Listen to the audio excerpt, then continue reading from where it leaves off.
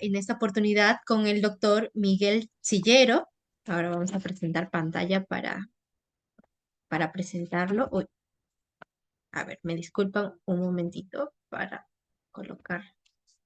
Mm,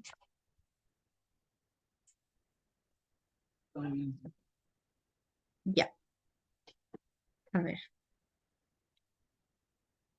Bueno, aquí tenemos el perfil del doctor Miguel Sillero, que en esta oportunidad, bueno, nos está acompañando. Él es doctor en Derecho por la Universidad Pablo de Olivaide de Sevilla, sobresaliente, presidente ejecutivo y fundador del CIDENI, profesor titular y de posgrado en la Universidad Diego Portales de Chile y coordinador de proyectos de asesoría internacional sobre sistemas de justicia penal juvenil para la UNICEF y políticas públicas en América Latina. En esta oportunidad, él nos va a comentar un poco de la experiencia chilena en la aplicación del sistema normativo penal juvenil. Y su ponencia claramente nos brindará una mirada enriquecedora sobre estos avances, la reforma, los retos que tal vez tiene el sistema chileno y ofreciendo, claro, aprendizajes valiosos para este primer encuentro nacional e internacional sobre responsabilidad penal adolescente. Entonces, doctor Sillero, tengo entendido que va a compartir su diapositiva. Ah, sí, doctor, no se le escucha. Sí, muchas gracias, muy buenas tardes, especialmente bueno, a las organizadoras, las dos instituciones y también a la universidad y obviamente a María Consuelo Valdeta, a quien aprovecho para darle un cordial abrazo. Bueno, yo voy a referirme fundamentalmente en el marco que ya ha dejado muy bien planteado la doctora Cobo sobre la situación chilena. ¿M? Pero Chile está en una situación un poquito particular, porque por un lado está perfeccionando su sistema especializado, ¿no? Y eso es lo que voy a explicar, y por otro lado está en un proceso amenazante de reformas legislativas que podrían dejar todo esto, estos procesos de profundización a los que me voy a referir, los podría probablemente dejar sin ningún efecto.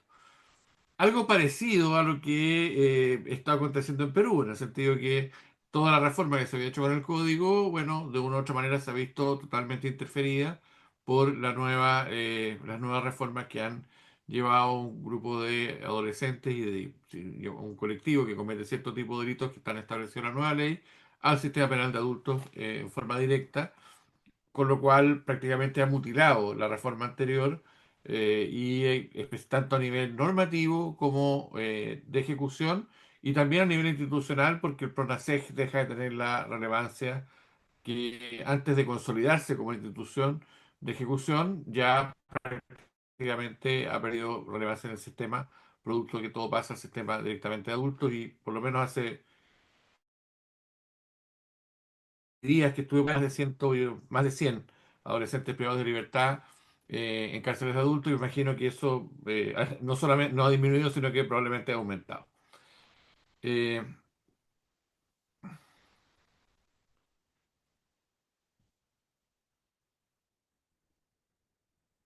Voy a compartir, perdón, una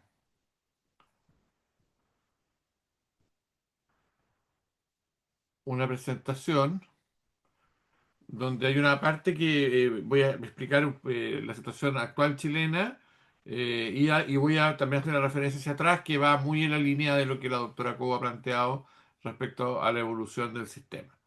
Entonces, en primer lugar, eh, Chile aprobó en enero de 2023 una ley, que es la ley 21.527, que vino a reformar el sistema de responsabilidad penal adolescente, fundamentalmente ejerciendo cambios importantes en el marco de un conjunto de reformas vinculados a la protección de los derechos de la niñez, ¿no? Chile fue desarrollando eh, a partir del 2018 y en adelante un sistema muy profundo de reformas a las garantías y protección integral de los derechos de niños, niñas y adolescentes. Y podemos decir que tenemos un sistema de garantías, al menos a nivel normativo, que se va desarrollando institucionalmente. En ese marco se desarrollan estas reformas, ¿no? Entonces, la justicia penal adolescente siempre debe estar vinculada, y esa es la experiencia chilena que hemos aprendido a partir de nuestros errores, de nuestros fracasos, tiene que estar vinculada a la política general de protección integral y garantía de los derechos de la niñez. ¿Mm? Y yo no solamente diría que está vinculada, sino que debe estar subordinada a los fines que el Estado ha asumido como propios a partir de la ratificación de la Convención sobre los Derechos del Niño y el reconocimiento de derechos de la infancia. Eso en Chile significó que tenemos un órgano, el Ministerio de Desarrollo Social y Familia, se crea una subsecretaría especializada en niñez, un servicio de protección de la niñez separado del servicio, del antiguo Servicio Nacional de Menores, que reunía competencias tanto en el ámbito de protección como del ámbito de justicia juvenil. Y en el Ministerio de Justicia y Derechos Humanos se crea el Servicio de Reinserción Social Juvenil. ¿Mm? En el marco de esa reforma, junto con una reforma importante de la ley de adopción, ¿no? Se crea el Servicio de Reinserción Social Juvenil y se hacen algunas reformas importantes a la Ley de Responsabilidad Penal de Adolescentes, que es la Ley 2184, que está vigente en Chile desde 2007. Este proceso de reforma está en pleno consolidación, ¿no? Bueno, además, perdón, se creó la Defensoría de la Niñez en 2018 como un órgano clásico autónomo, regido por los principios de París, del estilo de los ombudsperson, ¿no? Específicamente de la infancia y la adolescencia. Esta reforma, que como dije tiene un componente importante de consolidación institucional, se va aplicando progresivamente en el país por zonas. ¿Mm? Entonces, ya eso se ha hecho en Chile, la aplicación por vía gradualidad, eh, pero con gradualidad establecida en la ley. ¿No? No, perdón que lo compare, pero no un poco más basado con el código lo de responsabilidad adolescente en Perú, que más bien queda en una especie de eternamente diferido su aplicación. ¿No? Acá en Chile se establecen plazos muy precisos. Se inició por el norte de Chile, luego al sur y ahora el 13 de enero a nivel de la zona central, que es la más poblada, más en el caso chileno. Entonces estamos justamente en ese proceso de reforma en este momento. El punto de partida de esa reforma es el reconocimiento de los derechos humanos de los niños, niñas y adolescentes como derechos fundamentales. Cuestión que está establecida directamente en nuestra constitución política, una reforma en el 88, antes de la entrada de la democracia, después que el dictador había perdido el plebiscito, se hace una reforma de común acuerdo entre las fuerzas democráticas y la saliente dictadura, y se establece que los derechos esenciales de la persona humana, que deben ser respetados y protegidos por el Estado, no son solamente los que están en la Constitución, sino que también los tratados internacionales ratificados por Chile que se encontraran vigentes. En la Constitución chilena todavía no hay ninguna referencia a los derechos de los niños y niñas en forma explícita,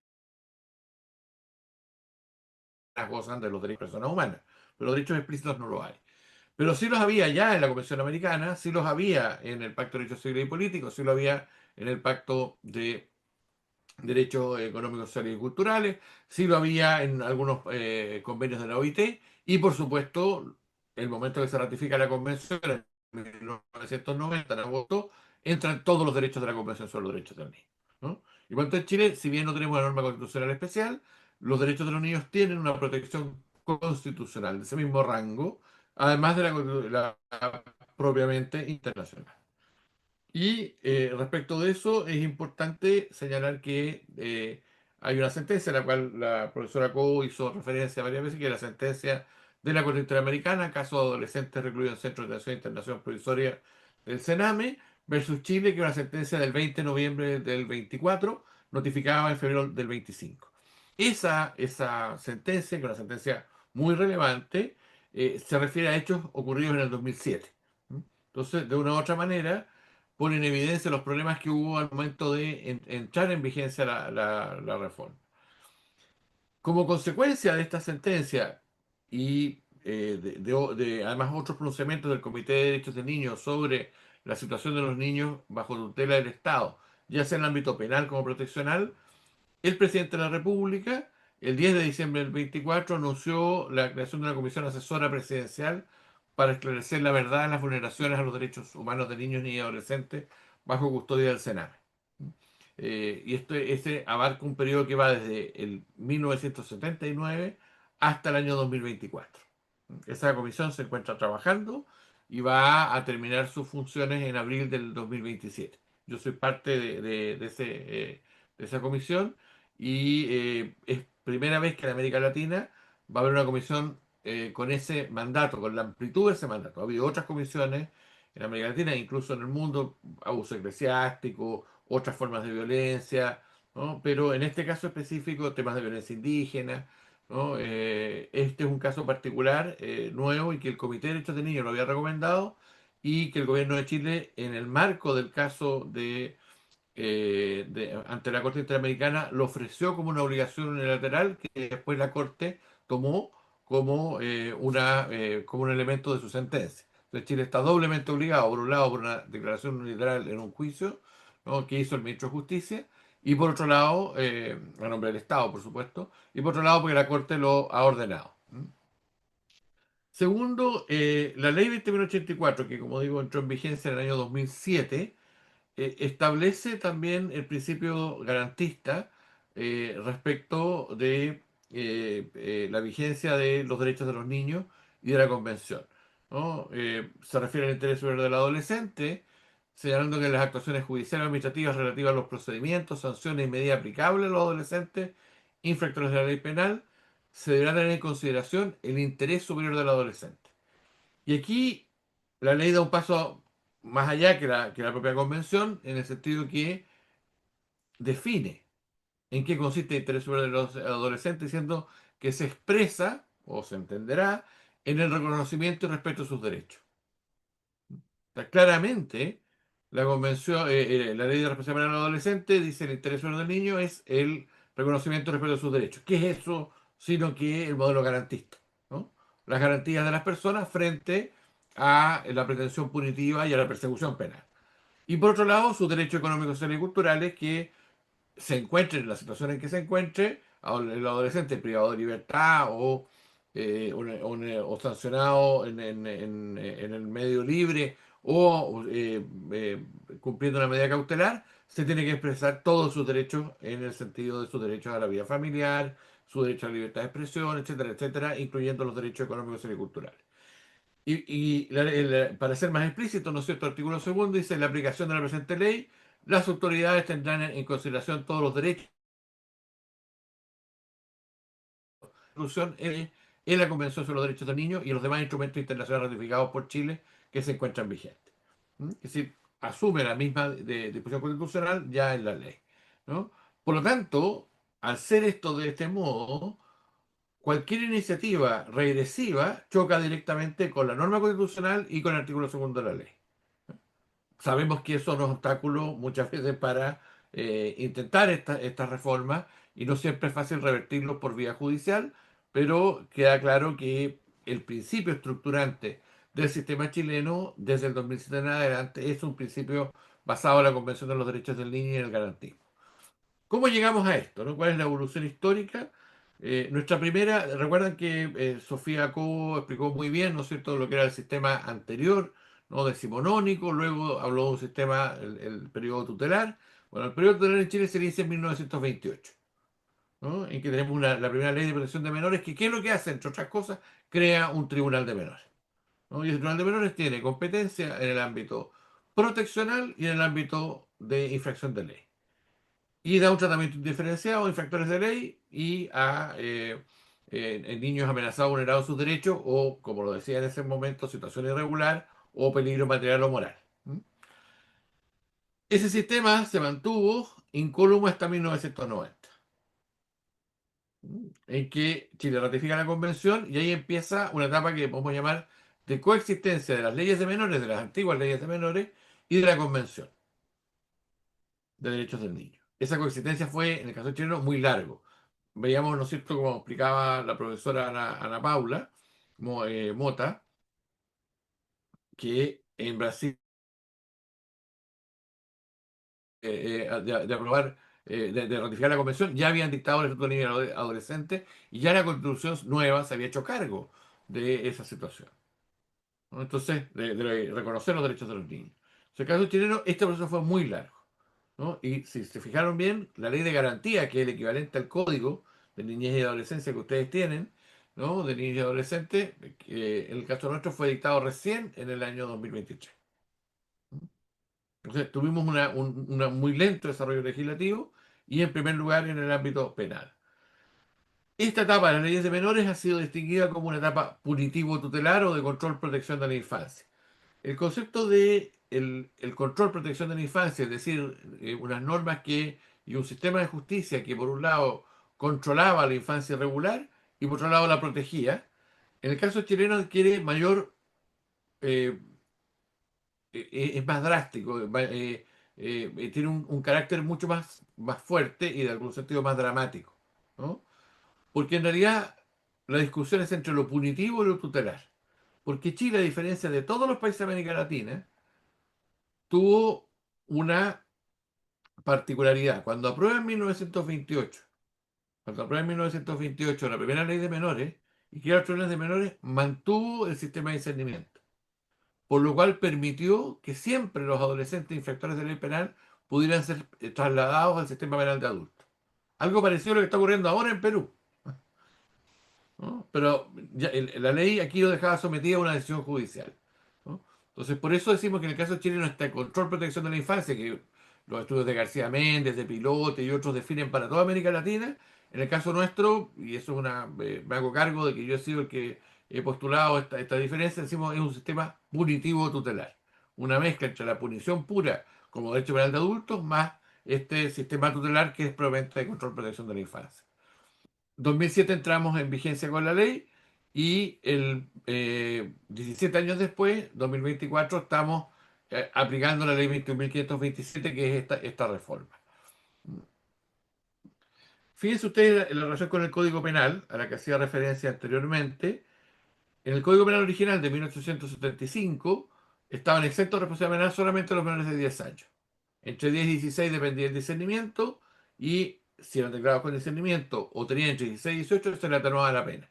¿Cuál pena? La pena de adultos, donde se cumplía en el recinto penal de adultos y había una norma programática que decía que tenían que estar separados o en algún lugar especial, cosa que no ocurría. En 1928, la ley de menores, ¿no? Todos los menores de 16 años quedan sometidos al nuevo sistema tutelar, ¿no? Y entre 16 y 20 años, discernimiento. Y por atenuación de pena entre 16 y 20 años. Entonces eran juzgados y sancionados como adultos. Todo esto que hablamos, profesor Duche, derecho al enjuiciamiento especializado, no existía. Directamente como adultos. Como está ocurriendo en Perú ahora. Y en el año 53, en Perú, respecto a los delitos que nueva ley estableció. En el año 1953, o sea, hace 70 y algo años, ahí se fijó esta edad entre 16 y 18 años, ¿no? Menores de 16 años quedaban exentos de responsabilidad penal y entre 16 y 18 años quedaban sometidos a un sistema, al sistema del discernimiento. ¿Quién resolvía sobre el discernimiento? Lo resolvía el juez de menores, bajo sistemas de absoluta discrecionalidad. Ahí no había debido proceso, no había defensa jurídica y los adolescentes, en gran parte, especialmente en la década del 70 en adelante, estaban privados de libertad en recintos penales de adultos, incluso mientras se resolvía sobre el discernimiento. Y a partir de la ley 20.084, como digo, que entra en vigencia en junio de 2007, se establece un sistema de responsabilidad especial, de penal especial entre 14 y 18 años.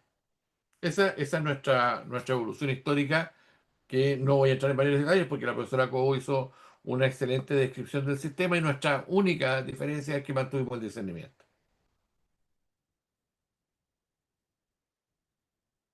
A partir de la aplicación de la 20.084 empiezan a aparecer problemas en la aplicación de esta ley y se propone este proyecto de ley de reforma, que por un lado da término al sistema de un servicio especializado que es el Servicio Nacional de Menores, en materias proteccionales y materias de infractor de ley, y se decide separar en dos, ¿no? Y tener un órgano específico como el PRONASEC, ¿no? Dependiente del Ministerio de Justicia y Derechos Humanos, encargado de la ejecución de las sanciones penales adolescentes. Ese servicio se llama Servicio de Reinserción Social Juvenil. Y es el que dije que se estaba instalando en forma progresiva en todo Chile. Pero vemos qué es lo que dice el mensaje del proyecto de ley de la ley 21.527 enviado por la presidenta Bachelet. No obstante, la ley 2184 ha demostrado ser insuficiente. Fíjense ustedes, ya empieza a aparecer acá unos criterios bien especiales dentro del ámbito de la justicia penal juvenil, insuficiente para alcanzar los resultados esperados. El actual sistema penal de adolescentes no logra reinsertar ni se muestra eficaz en términos preventivos. O sea, se dice, mire, el sistema, que fue una pregunta que le hicieron a Ana Paula y que también de alguna manera le aparece a Sofía, ¿no? Bueno, ¿se puede utilizar la justicia restaurativa? ¿Qué resultados tiene? ¿Se puede rehabilitar a un adolescente que estaba con problemas de droga, o sea, vinculado a la droga, en fin? Entonces, acá hay un problema de que el sistema, desde aplicado desde 2007, no aparecía con una capacidad para efectivamente reinsertar, ni se muestra eficaz en términos preventivos. ¿Esto qué quiere decir? Que no es disuasivo, ¿no? Prevención general, dicho en términos penales. No solo por cuanto refleja los problemas que enfrenta el proceso penal para aclarar o resolver los diversos casos denunciados, sino que además por la total ausencia de contenidos disuasivos en las sanciones dispuestas. Entonces, el legislador empieza a decir, mira, aquí es necesario, ¿no?, que tengamos mayor disuasión penal. En Chile la pena máxima adolescente es hasta 10 años. Hasta ese momento. Vamos a ver que con la reforma, en casos de concursos de delito y unificación, podemos llegar ahora a 13 años. Y recuerdan que había una diferencia entre que los mayores de 16, entre 16 y 18, podían ser jugados como adultos. Bueno, ahí también esa tradición histórica chilena se reflejó en que entre 16 y 18 años se pueden aplicar penas hasta 10 años, con esta excepción posible que he señalado de 3 años en casos especiales. Ahora, y entre 14 y 16 años, la pena máxima era 5 años solamente. Entonces, en Chile siempre se ha mantenido una cierta división en dos tramos, entre 14 y 16 y 16 y 18. Por otro lado, dice, y aquí viene la parte más garantista, a su vez otras modalidades de reacción se muestran absolutamente desproporcionadas y favorecedoras de la mera de socialización. Es decir, son penas que buscan la incapacitación, desocializan en lugar de reinsertar socialmente y son desproporcionadas. Fíjense ustedes como el mensaje en sí mismo contradictorio, ¿no? Por una parte habla que no son disuasivas, que no reinsertan, por otro lado dice que son desproporcionadas y favorecedoras de la manera de socialización. Es decir, el sistema no funciona bien. Y aquí viene la decisión político-criminal que la presidenta Bachelet envía con este proyecto. Dice, de esta forma parece evidente que el desafío de la actualidad no consiste en sustituir o reformar el modelo dispuesto en la legislación vigente.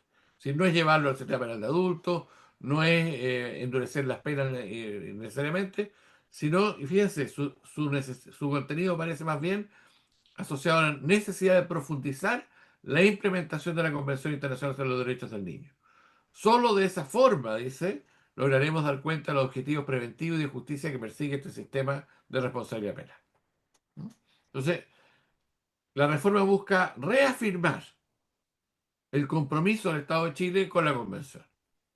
Los proyectos de ley que hay hoy día en el Parlamento, que vienen todos de mociones parlamentarias, no han salido del Ejecutivo, son impulsados por diputados y senadores, van justamente en la línea contraria. Y como nosotros tenemos elecciones este domingo, primera vuelta, vamos a ver qué pasa de eso y por supuesto el tema de seguridad es un tema central. Vamos a ver qué resulta de eso. Pero estoy explicando cómo está el sistema actualmente. Entonces, a modo de resumen, ¿no? Hay varias evaluaciones múltiples y coincidentes, ¿no?, de la Fundación Paz Ciudadana, una fundación que se dedica a estudios en materia de seguridad, independiente, una ONG más bien de orientación, en ningún caso progresista, pero que es una institucionalidad, es una institución que tiene claramente un enfoque de respeto a las garantías, pero más bien de cierta, basado en una idea de seguridad.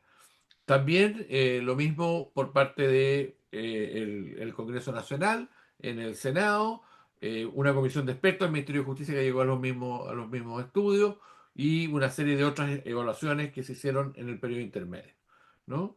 Y de allí se descubrieron que hay problemas generales, sistémicos, estructurales y penales y procesales, ¿no? Entonces, a partir del sistema que se estableció, se dice, bueno, acá es necesario evaluar y levantar evidencia. Esa evidencia justifica la nueva reforma. Los problemas más o menos ya los he señalado, no logra reinsertar, no es capaz, no es eficaz en términos preventivos, porque hay sanciones muy bajas que no disuaden o sanciones muy altas que socializan. ¿Qué hace el legislador entonces? Dice, bueno, primero las sanciones muy bajas como la multa, las vamos a eliminar directamente. Y además vamos a poner mínimos, no vamos a subir las penas, pero vamos a poner mínimos. Entonces la libertad asistida, por ejemplo, que es una sanción ambulatoria, va a tener un cierto mínimo. Y vamos a trabajar con mínimos y máximos y evitar las sanciones muy altas que desocializan.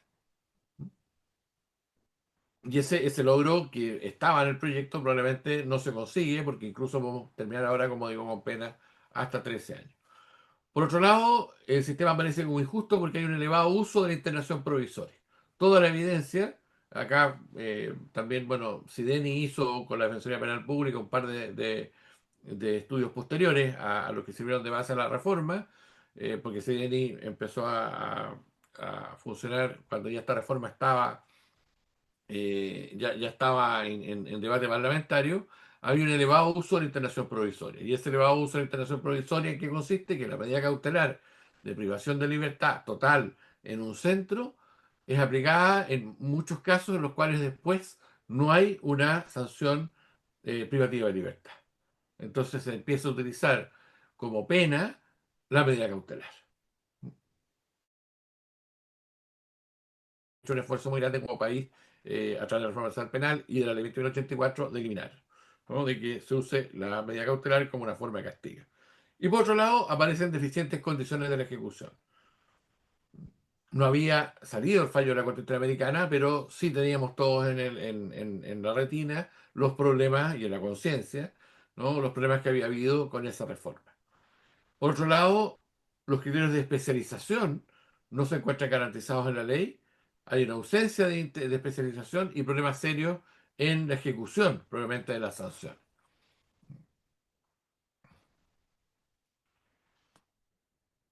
Por otro lado, propiamente el servicio tenía una serie de problemas vinculados a financiamiento, a conexión con servicios de salud mental, vinculados a los dispositivos respecto a personas que tenían consumo problemático de alcohol o drogas, bajo número de profesionales, ¿no?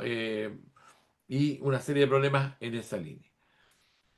A nivel de los sistemas de pena también había un problema a nivel de determinación de pena y algunas cuestiones en materias procesales que no voy a entrar porque son muy detallados. ¿Qué se hace entonces? Se establece una modificación de la internación en régimen semicerrado, la cual se elimina, se trabaja con límites mínimos y máximos, se elimina la multa, se limita también esa sanción menor que es la amonestación y se establecen una serie de otras sanciones accesorias que no estaban en la ley vinculadas, por ejemplo, a la violencia intrafamiliar, penas específicas vinculadas a ese tema. En el ámbito de determinación de pena, se trabaja con algunas cuestiones que ustedes también lo tienen en su código, fundamentalmente el informe técnico, ¿no? Es decir, se establece la necesidad y la obligación que las penas puedan ser determinadas, las sanciones para el adolescente, en función de un informe técnico que permita entender que la intervención para el adolescente tiene que tener ciertos fines de reinserción social y que eso requiere hacerse cargo, no para juzgar al adolescente, no para crearlo culpable, ¿no? O inocente, sino que para poder determinar la sanción y el contenido de la sanción, un informe técnico, que se va a plasmar posteriormente en un plan de intervención individual que va a ser monitoreado con indicadores que se van a trabajar desde el nuevo servicio. Por otro lado, se establece la necesidad de unificar condenas. En Chile había muchas personas que estaban cumpliendo secuencialmente distintas sanciones, o a veces incluso en forma simultánea, ¿no? Distintas sanciones porque cada vez que cometían un delito se les imponía una sanción por cada delito que cometían o por cada conjunto de delitos, en el caso de concurso, que se estuviera en ese momento juzgando. Hoy día existe un sistema de unificación de penas, todas las penas, tanto de los adolescentes, e incluso un sistema de unificación de una sola pena cuando hay concurso de procedimientos o de ámbitos de competencia. Es decir, cuando una persona comete un delito como adolescente o dos delitos como adolescente, o está cumpliendo una pena adolescente y después comete un delito como adulto. En esos casos, entonces se va modificando. La ejecución de condenas lleva a modificar las reglas de quebrantamiento, incumplimiento y algunas cuestiones procesales a las cuales no voy a hacer referencia porque sería entrar en mucho detalle. ¿Cómo queda entonces establecidos estos estándares internacionales en el nuevo sistema chileno? Puedo decir que tenemos un principio de resguardo y garantía de los derechos humanos de los y las adolescentes, el principio de igualdad y no discriminación entre todos los adolescentes, la prioridad de los fines de integración social y del abandono de la conducta delictual, ¿no? Es decir, se establece expresamente, y lo vamos a ver en el servicio, la idea de una finalidad de abandono de la conducta delictual, la protección del desarrollo del adolescente y por lo tanto la necesidad de proteger y garantizar los derechos económicos, sociales y culturales y la convivencia familiar, el principio de interés superior del niño, al que ya me referí, como respeto y resguardo de sus derechos, la excepcionalidad y brevedad de la privación de libertad, el principio de proporcionalidad de la sanción penal y la legalidad de la ejecución.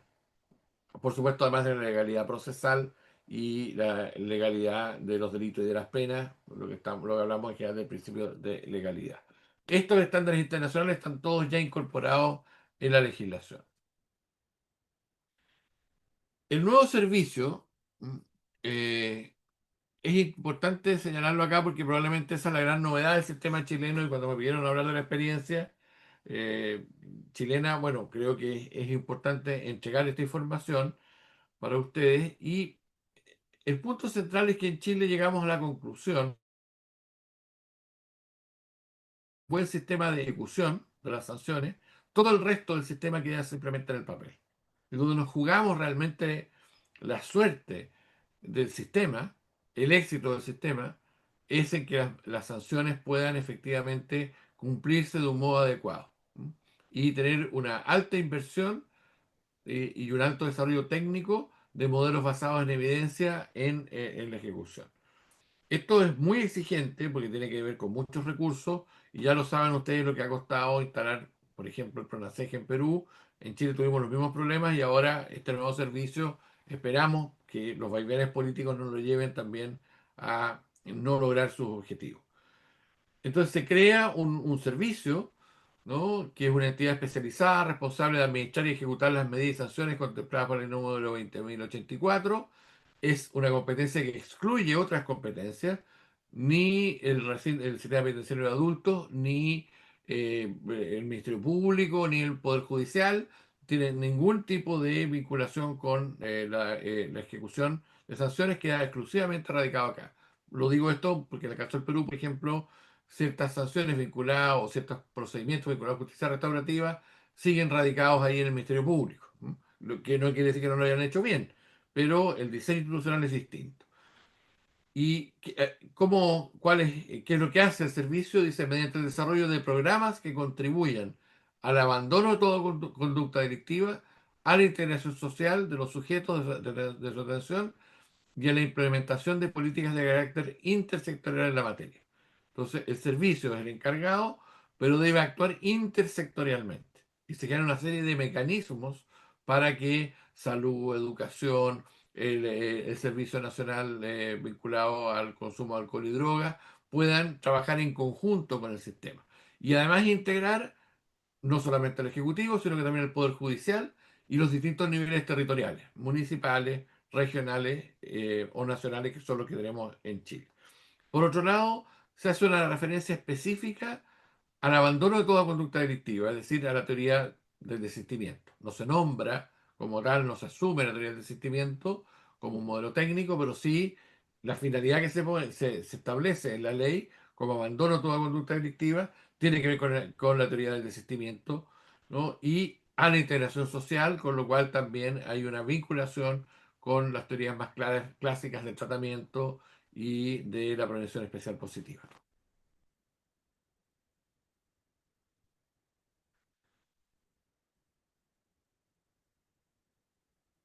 Para eso, el servicio administra y supervisa un sistema para la ejecución efectiva de las medidas y el servicio puede proveer directamente las sanciones y programas o bien concertarlo con instituciones privadas sin fines de lucro. Sin embargo, hay un ámbito de programas que están entregados exclusivamente a el servicio, es decir, son de administración pública. Todos los recintos privativos de libertad, sea para medidas cautelares o sea para cumplimiento de sanciones penales adolescentes, es decir, de condena, son, deben ser administrados directamente por el servicio y exclusivamente por el servicio. ¿No? No hay posibilidad, y puede haber cooperación privada, pero la custodia, la privación de libertad está a cargo directamente de un órgano del Estado y bajo responsabilidad del Estado, y por lo tanto lo que ocurre en esos centros implica tener una responsabilidad estatal incluso a nivel internacional, ¿no? Por lo tanto, y una de las cuestiones importantes es que el servicio tiene que, cuando va a trabajar con prestaciones correspondientes a organismos privados, tiene que hacer dos cuestiones fundamentales. Uno, tiene que proveer que en condiciones de igualdad, las mismas condiciones en todo el territorio nacional. Que no puede ser que un adolescente tenga que solamente en un lugar del territorio nacional solamente tenga sanciones privativas de libertad y no haya sanciones no privativas de libertad, porque estamos en una condición de desigualdad. Hay una obligación del servicio de proveer todas las vacantes necesarias que se requieran en todo el territorio nacional y en localidades cercanas donde viven los adolescentes, de medidas no privativas y privativas de libertad. Los organismos privados, ¿no?, que sin fines de lucro que van a ejecutar esas sanciones deben ser acreditados y se establece un nuevo sistema de acreditación, ¿no? Entonces ya no hay organismos que técnicamente sean deficientes. Y por otro lado, se establece un sistema de contratación pública transparente para evitar todo tipo de corrupción o de connivencia entre las instituciones y los organismos públicos, porque se detectó que había allí una serie de problemas vinculados a escasez de oferta, captura del regulador, y que los temas financieros, ¿no?, también son muy importantes. Y probablemente ahí lo conversamos alguna vez con la profesora Valeta y algunos otros compañeros de Perú. Uno de los temas más complejos de organizar, y donde no es que Chile esté muy avanzado, pero tiene por lo menos una experiencia de la cual aprender para bien y para mal, es esa relación entre lo público y lo privado en el ámbito penal, ¿no? Es muy riesgoso, ¿no?, dejar entregado simplemente a lo privado, y no tener buenos sistemas de financiamiento y adecuados, como digo, y transparentes y suficientes, y que hacia resultados deseados y no que se queden en un sistema que efectivamente precarice aún más la situación de los niños, niñas y adolescentes. ¿Mm? Y que las ONG terminen finalmente ejecutando programas porque el Estado no lo hace y porque no hay ninguna responsabilidad parte del Estado. ¿Mm?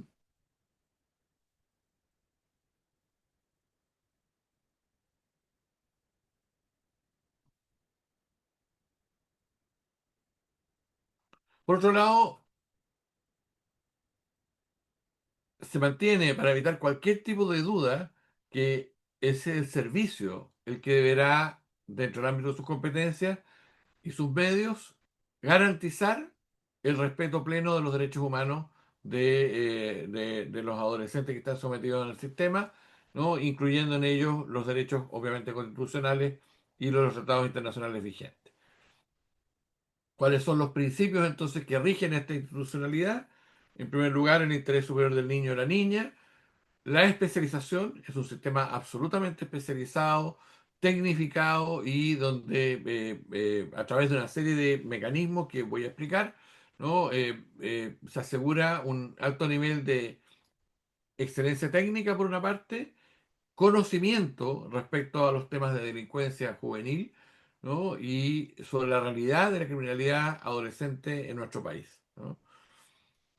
La gestión del sistema tiene que estar centrada en el sujeto y no en los programas. Aquí no se administran cárceles, que es lo que ocurre normalmente en los sistemas penitenciarios, o programas de atención a niños, sino que cada caso debe ser individualizado y tiene que estar centrado en ese sujeto, que tiene un plan individual y un sistema completo de seguimiento, ¿no?, que se llama expediente único de ejecución, que permite efectivamente seguir la suerte y la trayectoria de todos esos adolescentes.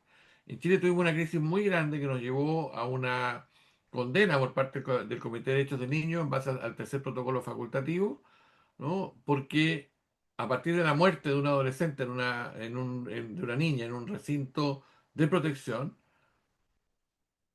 el Congreso Nacional, el Parlamento, inició una investigación para ver los casos de muertes de niños. Y nos dimos cuenta que no había ninguna trazabilidad individualmente de la cuestión más grave, cuántas personas habían muerto dentro del sistema. Entonces, el sistema tenía un sistema de pago, un sistema de registro, estadísticas generales, resultados, expedientes judiciales, comisiones de revisión, pero sin embargo, en toda esa maraña institucional administrábamos programas y centros y no personas. Entonces, todo el enfoque es ahora decir, bueno, acá el centro es la persona, el adolescente que se encuentra en el sistema y eso tiene que estar seguido perfectamente. No podía ser que el Poder Judicial que había ordenado la sentencia no tenía clara la razón por la cual esa pena había expirado, que podía ser el caso de la muerte del adolescente, tanto en un centro como en la vida diaria. Podía ser un accidente, podía ser que hubiera sido víctima de un delito y haya terminado muerto. Todo eso entonces se dice, bueno, hay que gestionar el sistema, centrarlo en el sujeto. Y para ello se establece una serie de mecanismos específicos.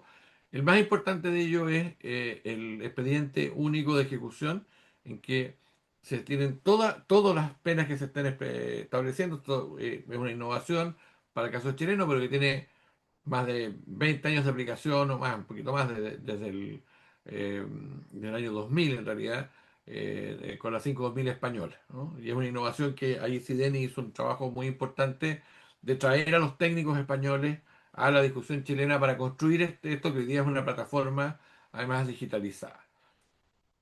Eh, si hay algo que podemos decir de la experiencia chilena que esperamos que funcione bien es este tema. Esto está empezando a funcionar, ¿no? Tercero, coordinación pública. Es necesario que se coordinen todos los órganos públicos. Este no es un problema del Sename, del servicio tal o cual, o de la ONG, o los jueces o de la justicia juvenil. El problema de la justicia juvenil es un problema que tiene que ver con la estrategia de desarrollo nacional, como dicen las reglas de Beijing. Bueno,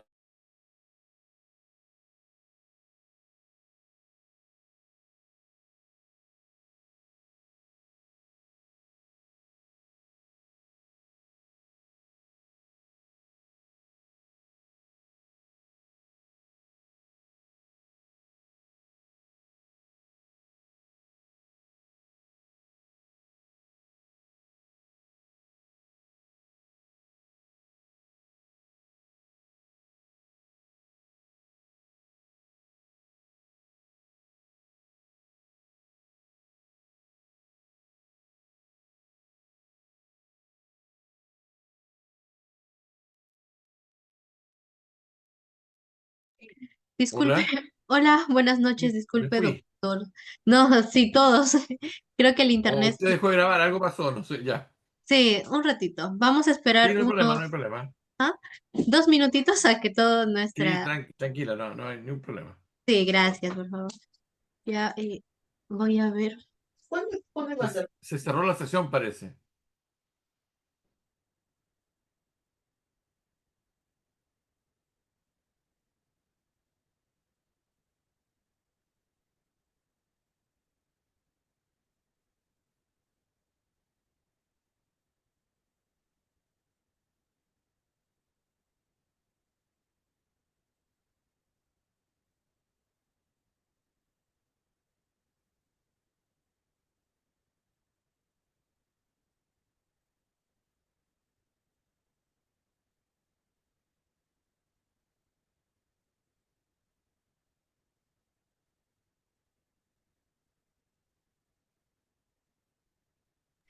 Listo, estimados participantes, vamos a reiterar otra vez con la reunión. El doctor ya puede compartir tu pantalla. Gracias.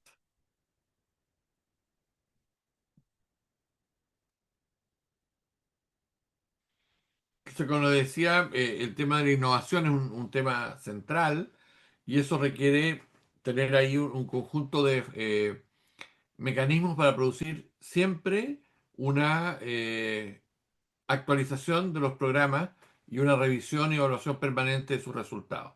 Y también una cuestión fundamental como otro principio rector, la protección de los datos y la reserva. ¿Ah? Chile acaba de desarrollar una nueva ley de protección de datos personales y eso para nosotros es fundamental mantener estos casos para evitar toda forma de estigmatización, ¿no? y de exclusión social producto de la historia de los adolescentes. Para ello, entonces, dentro del servicio, la nueva institucionalidad genera algunos mecanismos importantes. Uno, generó un consejo de estándares de acreditación. Esto yo creo que es muy importante porque desarrolló estándares para cada una de las medidas de intervención. Segundo, ese Consejo de Estándares de Acreditación acreditó a cada una de las instituciones y programas que pretendía otorgar, y de eso depende la posibilidad de postular al financiamiento. Si no, y por supuesto que los jueces no pueden imponer ninguna sanción que no se encuentre acreditada. Nosotros estamos convencidos que este consejo ya está funcionando hace 2 años, ¿no? Elaboró los primeros protocolos, son sumamente interesantes, están hechos para América Latina, no están hechos en base a simplemente la transposición de modelos americanos, de otro tipo, sobre todo de estandarizados, y pueden ser un gran aporte en la región. Y vamos a ir revisando, y por supuesto eso en la medida va a generar un acervo de conocimiento criminológico y de intervención que no tenemos hoy día, ni en el país y creo que tampoco en la región. Segundo, se crea un Consejo Nacional de Reinserción Social Juvenil que es sectorial. Ahí funcionan muchos organismos públicos, ¿no? que deben organizar, deben coordinar su actuación. ¿No? Y por supuesto está el Ministerio Público, el Poder Judicial, pero distintos ministerios, incluyendo hasta cuestiones, por ejemplo, relativas a eh, eh, espacios territoriales, lo que podemos llamar prevención situacional, incluso hasta algunas cuestiones vinculadas a vivienda. Una comisión coordinadora nacional que coordina a nivel nacional. Este Consejo Nacional de Reinserción Juvenil y la Comisión Coordinadora Nacional era una política nacional de justicia juvenil que debe ser promulgada por el presidente de la República. ¿Mm? Entonces, la idea es que se cuente con una política nacional y con órganos que tienen que cumplirlo. Esa política, por supuesto, va estableciendo las distintas garantías, las normativas, las institucionales, las programáticas y las financieras, porque eso incluye, la política nacional incluye el financiamiento y los órganos que deben cumplirlo. Y a nivel local se opera con comités operativos regionales que tienen que, en conjunto con los jueces y los distintos actores del sistema, Ministerio Público, Defensoría Penal Pública, organismos colaboradores privados y el servicio, desarrollar un trabajo a nivel regional. ¿No? Esto que suena bien en el papel, digamos, ¿no? y que tiene un buen diseño de política pública, se trabajó con estándares bastante altos en esto, eh, hay que ver cómo funciona, hay que irlo evaluando y por lo tanto el propio legislador se puso que al cabo de un cierto periodo de tiempo de la ejecución parcial que se ha ido haciendo, ¿no? El 2026 empezamos en todo Chile, pero 2025 fue en el norte y en el sur y 2024 en el sur de Chile. Ese sistema completo tiene que ser evaluado. En paralelo se establecieron sistemas de capacitación especial, tanto por parte del Ministerio Público, el Poder Judicial y la Fiscalía, el Poder Judicial por vía de la Academia Judicial, ¿no? Y parte de esta estructura que yo estoy dando es material que hemos utilizado en CIDENI para capacitar a los jueces por la Academia Judicial. Es una plataforma que es muy interesante, que alguien podría en algún momento, por ejemplo, pedir la colaboración entre institutos judiciales para conocer el programa de formación completo, porque hay todo un programa que es asincrónico y un programa sincrónico, cómo se hizo, hay evidencia y resultados. Bueno. Y después usamos también un sistema de capacitación interinstitucional que se hace por la vía con una metodología de simulación de audiencia, en que todos los jueces pasan por ese sistema con audiencias simuladas, pero que están dirigidas a través de casos especiales por equipos académicos muy competentes eh, y sus directivas institucionales para poder proceder a una buena formación y capacitación, ¿no? Y eso lleva a tener unidades especializadas en el Ministerio Público, en la Defensoría Penal Pública y un modelo de salas especializadas. Es decir, aquí no se trata de que haya actores individuales, sino que en la sala o en el juicio todos los actores sean especializados. ¿no? Y todos ellos conozcan y hablen el mismo lenguaje, ¿no? Entonces, este es el diseño de lo que tenemos, ¿no? Pero bueno, está el problema, ¿no? Tengo todavía unos minutos. La gravedad son dos realidades. Uno que efectivamente en, en toda América Latina nos amenaza el populismo punitivo o el populismo penal, ¿no? O como lo podemos llamar la punitividad populista, ¿no? Eh, la profesora Valdeta en algún momento planteó esto en alguna de los webinars que hemos tenido en los últimos meses, ¿no? Esta idea del populist punitiveness, ¿no?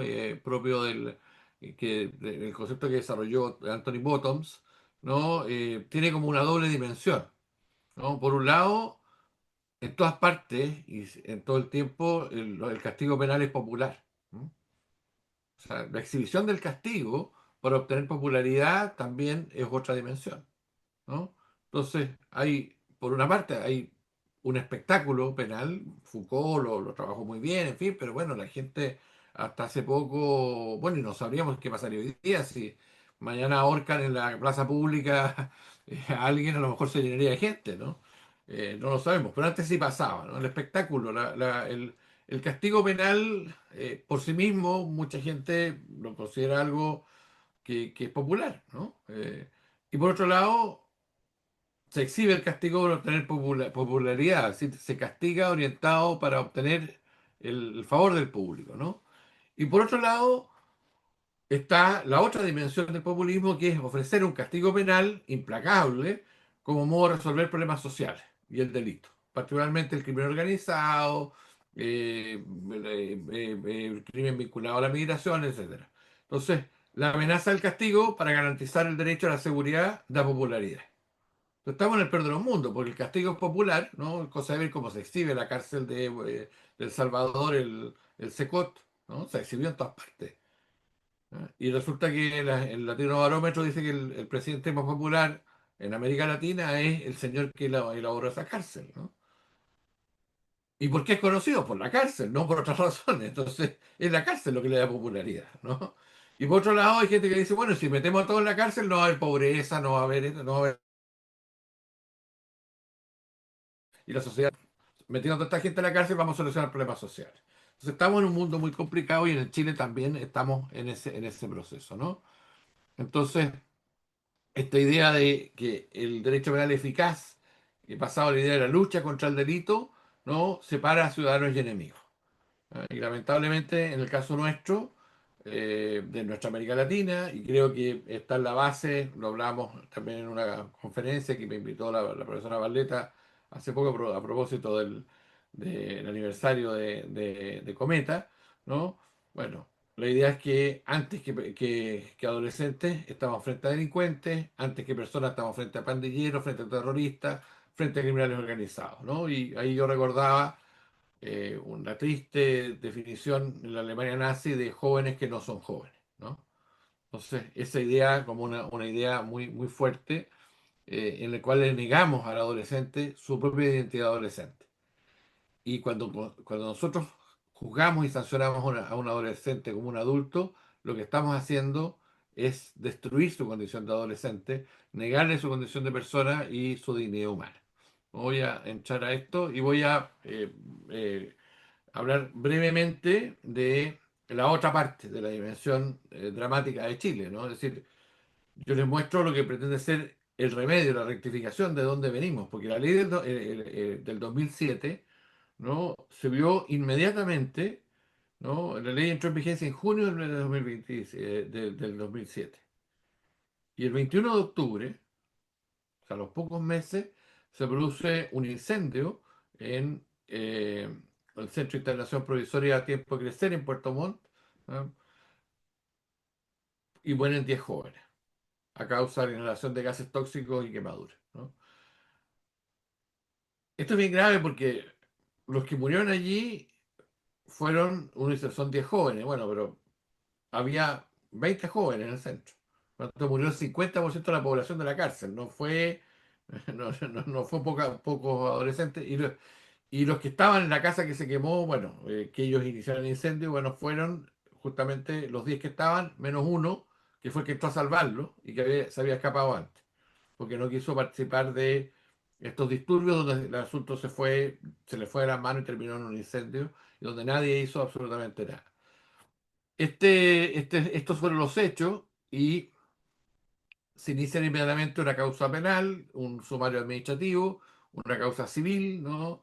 Que termina con una transacción entre los familiares, ¿no? Y un grupo de ONG y la universidad, Diego Portales, presentamos unos recursos de amparo, unos habeas corpus respecto a otros adolescentes que se encontraron internados en otros centros, ¿no? Valparaíso, Rancagua y San Bernardo, ¿no? Eso se presentaron el 8 y el 10 de noviembre, ¿no? A favor de todos ellos, ¿no? Y esos recursos fueron denegados por el Tribunal de Apelaciones, que es el que conoce ese tipo de recursos en Chile, y posteriormente por la Corte Suprema. Agotada la vía interna, se fue a la vía internacional y la Corte consideró que había habido una violación de los derechos fundamentales de los adolescentes en el sistema. Y esto es muy importante, se dijo, esta violación de derechos humanos es respecto de todos los que se encontraron en Puerto Montt, en el lugar del incendio, pero además los que estaban en San Bernardo, en Rancagua y en Valparaíso, que no hubo incendio, no hubo, todos ellos también, ¿no? Y todos ellos son víctimas, son 277 víctimas, incluyendo los 10 personas fallecidas y el resto de los adolescentes. Todos ellos fueron considerados víctimas, siendo una tradición allí importante de la Corte Interamericana, que ya se dio en el Instituto de Reeducación del Menor contra Paraguay y luego Navarrullo Mota también contra Venezuela, que es que todas las personas que han estado bajo las mismas condiciones, aunque no hayan sufrido los daños tan severos que dan origen normalmente a los casos, que son los casos dramáticos, todos ellos son víctimas de derechos humanos. Y en este caso, además, estableció dentro de las reparaciones, ¿no? Bueno, las clásicas, las publicar la sentencia, en fin, ¿no? Pero ya estableció algunas condiciones especiales. Primero, adoptar condiciones, medidas a fin de mejorar las condiciones de centro de privación de libertad adolescente, ¿no? La Corte recibió prueba y acogió esa prueba de que en el Estado de Chile, cuando la ley entró en regir en el 2007, había habido una comisión de expertos que en el ámbito del Congreso Nacional le había advertido de las malas condiciones de los centros de privación de libertad, advertido severamente. Yo también fui miembro de esa comisión. Nosotros recorrimos los centros e informamos y dijimos, todos los que éramos independientes, los que no pertenecíamos al gobierno, dijimos que no estaban las condiciones para iniciar y era una comisión que había miembros gubernamentales y miembros independientes, no gubernamentales. Bueno, todos los independientes dijimos que no había condiciones, más la Defensoría Penal Pública y todos los que eran de gobierno dijeron que había condiciones. Finalmente se decidió por parte del Congreso iniciar esto y se produjeron estos hechos tremendos, ¿no? Y por lo tanto se establece ahí esta obligación de continuar adoptando las medidas y el gobierno de Chile dice, bueno, dentro de las medidas está esta nueva reestructuración de la que les he hablado antes, que debería evitar al menos las muertes de las personas, ¿no? Y además de eso, estándares mucho más altos de funcionamiento. También, a lo que hice referencia anteriormente, la obligación de comunicar a la Corte la creación anunciada por el Estado de la Comisión de Verdad, Justicia y Reparación relativa a los casos de violencia institucional ocurridos a partir de la creación del Sename, ¿no? Y eso está funcionando. Es muy complejo, piensen ustedes, estamos hablando de casos que ocurrieron hace casi 50 años, esto partió en 79, ¿no? En plena dictadura, no hay antecedentes, ¿no? Entonces estamos buscando y convocando a escuchar testimonios de personas que pasaron, ya sea por el sistema de protección o bajo el sistema penal, y que esas personas puedan recibir su reconocimiento como víctimas de violencia institucional, de violación de derechos humanos por el Estado. Y esta comisión lo primero que hizo fue en su reglamento establecer algo que no establecía el decreto que dictó el presidente para crearla, ¿no? Estableció el derecho de las personas que han sufrido violaciones de derechos humanos dentro del sistema del Sename a pedir el reconocimiento del Estado de su condición de víctimas y sobrevivientes de esas violaciones de derechos humanos. Entonces abrimos un espacio que obviamente en el periodo en que la comisión está no va a lograr probablemente tomar todos los casos, pero que nuestra recomendación va a ser que esto hacia futuro, esta tarea, ¿no? Persista más allá de la comisión y se establezca como una cuestión global del Estado y en un órgano permanente hasta que podamos tener eh, la mayor cantidad de testimonios posible. Les voy a comentar que eh, conversando con las víctimas y sin entrar a contar detalles particulares, ¿no? Pero es impresionante, son personas de 40, 50 años que pasaron cuando eran muy pequeños por estos centros, especialmente los que son centros penales, ¿no? O de infractores de ley. Todos ellos dicen que han sentido durante toda su vida el peso de la infancia que les tocó vivir, ¿no? Y eso es una cuestión muy fuerte, porque organismos que nacieron para proteger a la infancia terminaron siendo muy profundamente vulneradores de sus derechos, ¿no? Y entonces tenemos ahí una dimensión muy importante y donde además los dos sistemas se encuentran entrelazados. La gran parte de los infractores que han llegado han sido también, han participado, habían estado antes o después en centros de protección. La otra obligación es la de incorporar a los estándares sobre derechos humanos de personas adolescentes privadas de libertad, señalado en la sentencia, los programas de formación continua dirigidos a todos los actores que intervienen en el sistema de responsabilidad penal adolescente. La Corte confía profundamente en los programas de formación, ¿no? Confía en la capacitación, obliga, ¿no es cierto?, a que nosotros establezcamos sistemas de formación. No basta con tener organismos especializados, no basta con tener eh, una especialización orgánica, es necesario también esa capacitación. Y allí es donde organismos privados, la academia, tenemos una obligación, ¿no? Tan fuerte como quizás la tuvimos antes de denunciar, hoy día de construir un sistema y de poder favorecer a una formación para evitar que estos horrores se repitan, tanto a nivel de los centros como a nivel del control. No puede ser que sistemas que los jueces visitan habitualmente, en todos los países establecemos una norma de obligación de visitar los centros, organismos no del Comité para la Prevención de la Tortura. ¿Cuántas veces se visitan las cárceles? Pero sin embargo, ahí están. Y están en Santa Margarita, y están en la cárcel de Callao, y están, bueno, y hoy día en las cárceles de adultos, ¿no? Entonces conocemos eso, lo sabemos, lo hemos estudiado, entonces bueno, ¿cómo poder modificar eso? Y la Corte insiste en el tema de la formación. También estableció en este caso una indemnización monetaria, ¿no? Que debe pagarse a cada una de las personas que fue declarado víctima o a sus familias, ¿no? Y fíjense ustedes, son $1.500 de los Estados Unidos en favor de cada una de las víctimas que permanecieron recluidos en ciertos centros, ¿no? Y $2.500 para los que fueron privados de libertad por más de 3 meses y menos de un año, ¿no? Si cuando fue más largo el periodo de tiempo, o sea, estableció una graduación de la privación perdón, de la indemnización según la duración de la afectación, o sea, el tiempo que estuvieron privados de libertad, ¿no? Y finalmente estableció también un agravamiento específico eh, que se incrementa en un 30% a los que estuvieron en ciertos lugares donde se acreditó que había, que era San Bernardo, por la gravedad de mayor gravedad de las violaciones de derechos humanos constatadas respecto a tales personas. ¿Y cuál es la causa? El hacinamiento. Si donde había sobrepoblación, 30% más es lo que se tiene que pagar en favor de cada una de esas víctimas. Lo importante no es el valor pero detrás de esto hay una valoración jurídica que hace la Corte por primera vez de los daños. Además de eso, la Corte, y si ustedes revisan el fallo, es un fallo muy interesante porque hasta antes de este fallo, en Arroyo Moto y en el caso de contra Paraguay, conocido como Panchito López, ¿no? Se decía que lo que se había violado eran las condiciones de privación de libertad. Entonces no había educación, no había salud, en fin.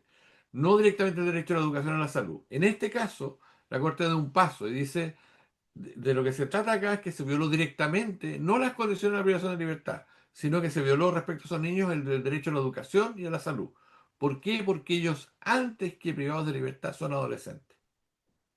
Sí, no es algo vinculado al tratamiento, al régimen penitenciario, no, ellos por ser adolescentes tienen derecho directo a la educación y la salud y el esparcimiento. O sea, todo un desarrollo sobre el esparcimiento que es muy interesante, ¿no? Para hablar de los jóvenes recluidos, ¿no? Y en el ámbito además de personas que habían muerto, la Corte se da el tiempo y dice, no, aquí veamos globalmente el sistema. Y no es el sistema carcelario, sino que es el sistema de vida de ellos el que debe responder. No, no es una infracción a las obligaciones del sistema carcelario, sino, o de reacción o de ejecución, sino que directamente de su derecho fundamental a la educación y la salud, ¿no? Eso fue planteado así, hay un voto minoritario contrario a esta tesis, que también es interesante porque se hace esa discusión y se hizo en profundidad, ¿no? Obviamente yo siempre había sido partidario y ahora estoy muy contento que esto se haya resuelto de ese modo, digamos, ¿no? Que los adolescentes tienen derecho a la educación por ser adolescentes y no porque están privados de libertad o como parte de un tratamiento penitenciario. ¿No?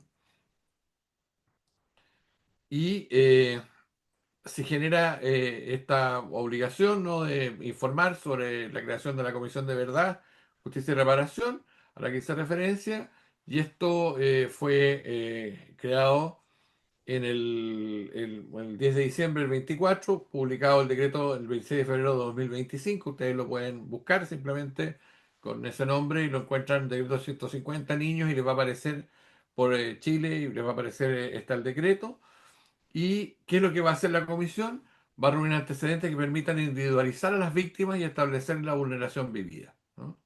Sería una comisión de verdad en que tenemos que reunir esos antecedentes. Y para eso se ha desarrollado un proceso de escucha a nivel nacional y de convocatoria a las personas víctimas. Obviamente no es fácil que ellos lleguen, ni es fácil convocarlos, porque son personas que tienen un trauma, son personas que no se sienten víctimas, personas que tienen mucha rabia con el Estado, ¿no? Eh, Personas que no tienen una disposición, ¿no?, ni una confianza mínima al Estado, entonces hay que hacer un trabajo importante con ellos. Además, a diferencia de otros ámbitos, en otros casos de violaciones de derechos humanos, normalmente las familias se organizan, ya sea los sobrevivientes o la familia o las mismas personas que han sufrido esto. Incluso en Chile, en el caso de tortura, por ejemplo, había organizaciones que trabajaban en esto. Acá no hay organizaciones de víctimas, hay muy pocas, no hay ninguna organización previa, entonces que prácticamente estamos construyendo. Hay una pequeña organización de víctimas y sobrevivientes, fundamentalmente el sistema de protección, pero en el ámbito penal hay muy poco. Proponer una descripción de análisis sobre violaciones de los derechos de los niños y niñas adolescentes. Esto estaba entre el 79 y el 21, ahora se extendió el plazo hasta el 2024, ¿no? Entonces, la Comisión tiene la obligación de establecer una descripción y análisis sobre las violaciones de los derechos de los niños y, por lo tanto, de explicar cómo ocurrió esa violencia institucional, ¿no? Obligación de generar espacios de participación, tanto de niños, niñas y adolescentes en general, como también respecto de las opiniones de las personas que han sido y las agrupaciones de víctimas. Una obligación sobre eso. Proponer medidas tendientes a garantizar el acceso a la justicia a las víctimas y a obtener medidas destinadas a generar procesos de reparación de acuerdo con el objeto de la comisión. En esto, nosotros estamos ahora, cuando en los testimonios incluyen cuestiones que pueden haber sido considerados delitos en su momento, estamos abriendo causas penales. Se están haciendo las denuncias y el Ministerio Público hemos hecho un convenio, está trabajando en esos casos de un modo prioritario y específicamente, bueno, todos los que constituyan delitos de tortura o tratos crueles y inhumanos degradantes, que son muchos de ellos, aplican la restricción que en muchos de estos casos, el tiempo transcurrido podría llevar a pensar que sobre la prescripción, no va a ser el caso, ¿no? Y finalmente proponer medidas legales y administrativas, ¿no?, que deban adoptarse. Entonces, bueno, esa es la situación en Chile, ¿no? Me pidieron una experiencia chilena, por ahí está, como digo, por un lado, un desarrollo institucional súper tecnificado, ¿no?, que aparece como... Y por otro lado, esta realidad brutal que se nos viene encima, hacernos cargo de una historia de dolor, de horror, ¿no?, y de una falla en dictadura, pero mucho más grave, una falla en democracia, en la respuesta de tener condiciones mínimas de un derecho penal de adolescentes que se adecue a los estándares internacionales y a los fines de reintegración social y de respeto a la dignidad humana que son inherentes a cualquier sistema democrático y a cualquier sistema, digamos, es una condición de la humanidad, ¿no? Entonces, efectivamente, estamos en esa es nuestra realidad y entre medio lidiando, como bien decía la profesora Cobo, con estos graves problemas que tienen que ver con los retrocesos y el intento de desmantelar todo el sistema de justicia penal juvenil y pensar que llevando a los adultos, subiendo las penas, vamos a resolver un problema que no se va a resolver por esa vía, sino que por el contrario se va a agravar. Muchas gracias.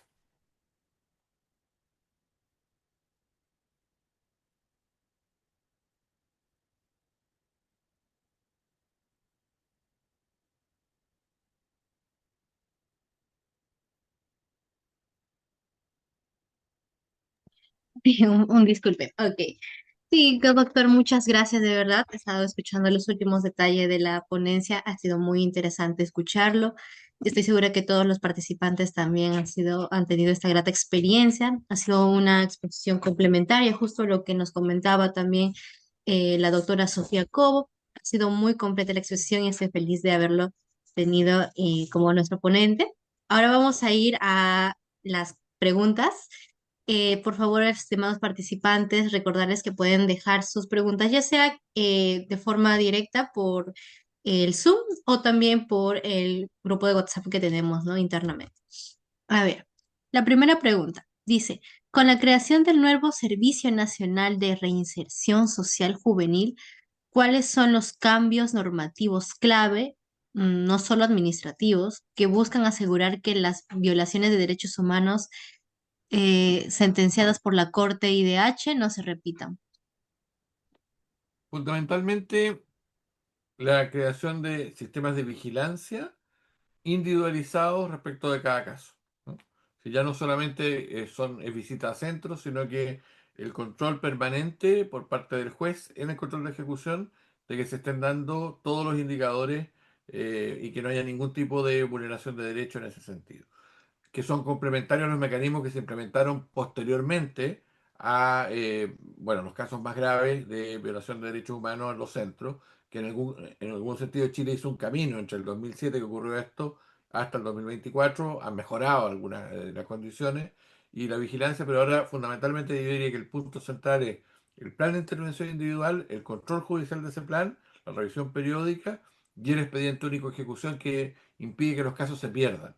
Porque nuestro gran problema es que los casos se pierden en el sistema, nadie se hace cargo y desaparecían, no había visibilidad. Hoy día cada caso tiene que ser seguido individualmente y va a haber un sistema más digitalizado por la cual la Defensoría de la Niñez, el Comité de Prevención de Tortura, el Poder Judicial puede simplemente tener acceso a lo que está ocurriendo con esos adolescentes. Sí, muchas gracias, doctor. Acá tenemos otra pregunta. Nos comenta si para usted, ¿cuál es el principal desafío normativo?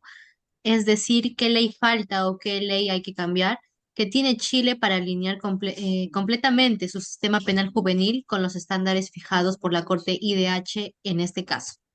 Yo creo que hay dos cuestiones centrales. Hay algunos aspectos procesales que todavía desde mi punto de vista podrían ser mejorados, fundamentalmente en relación a internación provisoria. En segundo término, fortalecer la especialización a nivel de segunda instancia, o sea, a nivel de corte de apelaciones. O sea, tenemos sala especializada, pero luego los recursos, que son recursos de nulidad en la práctica, hay unas pocas apelaciones también que pueden subir, pero no sobre sentencia definitiva, son conocidos por tribunales que no son especializados, ¿no? Y lo tercero, que es una cuestión que no hablé yo, pero en Chile existe la posibilidad que personas mayores de 18 años, o adolescentes que han sido condenados y que tengan más de 18 años, puedan ser enviados a una instituciones que se llaman secciones juveniles de gendarmería, que son centros dentro de los centros penales de adultos, son adultos, ¿ya? Que pueden ser llevados a esas secciones que son separadas del resto. Yo eso creo que son inconstitucionales. He escrito mucho sobre eso. Estuvimos a punto de derogarlo en esta ley y a última hora no se pudo derogar y creo que es algo que debe ser eliminado. Sí, aquí otro participante. Aquí otro participante nos hizo mención a la legislación peruana que ha permitido un retroceso en la regulación de la responsabilidad penal de adolescentes. Nos pregunta, ¿cómo podría revertirse el caso peruano? ¿Considera que es necesaria una reforma constitucional que marque una línea restrictiva o basta con revertir las leyes que lo afectan? A ver, primero, quedan algunas opciones abiertas, no sé cómo les ha ido con, con los procesos abiertos que había, por si es que efectivamente desde el punto de vista de el control de constitucionalidad se pueda declarar que esta reforma deban, por una decisión judicial, digamos, retrotraerse. La garantía constitucional yo creo que sí es importante que esté, ¿ah? Porque queda probado que una mayoría transitoria muchas veces, en el caso de Ecuador, por ejemplo, fue una ley que entró entre medio de un montón de otras materias, e incorporaron una norma por ahí y votaron todo el sistema. Y fue esa la razón por la que el Tribunal Constitucional ecuatoriano dijo, mire, de este modo no, pero es un problema formal. ¿No? Entonces, efectivamente, no podemos permitir que un sistema tan complejo como este, en una mayoría circunstancial, en una legislación express, ¿no? Como Luis Pedernera decía, bueno, muchas son legislaciones express, la pueden echar abajo. Entonces, yo creo que efectivamente algún tipo de resguardo constitucional sería conveniente. No digo el sistema completo en ningún caso, pero sí algún tipo de resguardo para evitar esos casos más graves. Sí, muchas gracias, doctor. Bueno, viendo que todavía se han agotado las preguntas en la cajita de respuestas, eh, nada, agradecerle por su ponencia. Ha sido muy interesante, muy enriquecedora para este primer evento que estamos dirigiendo el día de hoy. Gracias en conjunto con la ONG Cometa. Agradecer a la doctora Barleta.